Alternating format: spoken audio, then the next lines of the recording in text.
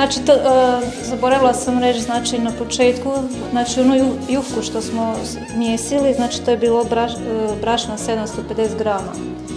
Ali ja sam tu juhku podijelila na dvije manje, znači, da mi bude lakše razvaljati na ovaj stol. Da. Znači, ovo je sada, smo dobili u biti od pola od 700 grama, znači, od 350 grama brašna.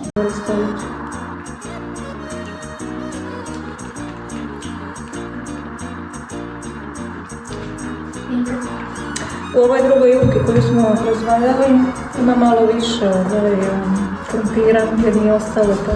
Sam uključila, znači, gornji i donji grijač 230, tako.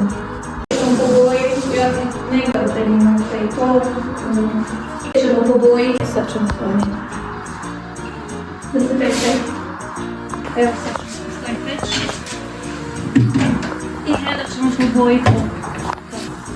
Ovo je fantastija. Fantastično. Evo, znači. Idealno. Znači, odlično ti ispala, Tanja.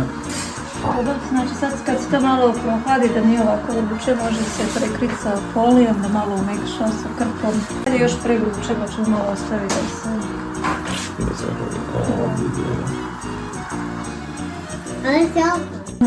Prekrili smo sad malo folijom, prozirnom da umekša.